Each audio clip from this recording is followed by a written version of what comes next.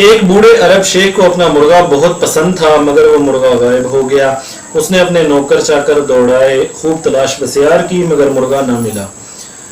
غلام نے کہا کہ کوئی جانور کھا گیا ہوگا، تو بوڑھے شیخ نے کہا کہ اس کی ہڈیاں اور پر ڈھونڈ کر لاؤ۔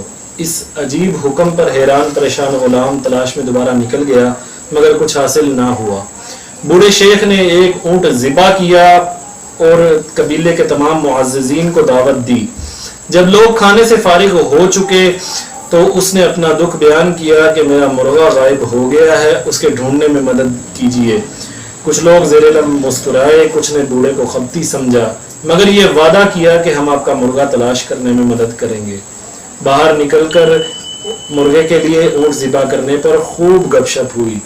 کچھ دن گزرے کہ قبیلہ سے ایک بکری غائب ہو گئی۔ بکری غریب آدمی کی تھی، اس نے اپنی حد تک کوشش کی، مگر بکری کے نہ ملنے پر خاموش ہو گیا۔ لیکن جب بوڑھے شیخ کے علم میں بکری کی گمشدگی آئی تو اس نے اونٹ ذبح کیا، قبیلے کے لوگوں کو جمع کیا۔ جب لوگ کھانے سے فارغ ہوئے تو اس نے بکری کا ذکر کرنے کے بعد پھر اپنے مرغے کی گمشدگی کا ذکر کیا۔ اب کی بار لوگ کچھ غصے میں آئے اور برا بھلا بھی کہا، مگر کچھ لوگوں نے سمجھایا کہ اپنا بہت نقصان کر چکے ہو، اب مرغے پر صبر کر لو۔ 3 دن گزرے تھے کہ شیخ غفور کا اونٹ اس کے گھر کے باہر سے غائب ہو گیا۔ شیخ غفور نے نوکروں کو خوب برا بھلا کہا، مگر خاموشی اختیار کر لی کہ وہ امیر آدمی تھا، اس کے لیے اونٹ کوئی اتنا بڑا صدمہ نہ تھا۔ لیکن جب بوڑھے شیخ کے علم میں اونٹ کی گمشدگی آئی، اس نے اونٹ ذبح کیا اور قبیلے کے لوگوں کو دعوت پر جمع کر لیا۔ جب لوگ کھانے سے فارغ ہوئے پھر اس نے بکری اور اونٹ کا سرسری ذکر کرنے کے بعد اپنے مرغے کی گمشدگی کا ذکر کیا، جس پر لوگ غصے سے بے قابو ہو گئے۔ اچھا خاصا ہنگامہ ہوا۔ شیخ کے بچے لوگوں سے معذرت کرتے رہے اور باپ کے سٹھیا جانے پر دکھی اور غمگین نظر آئے۔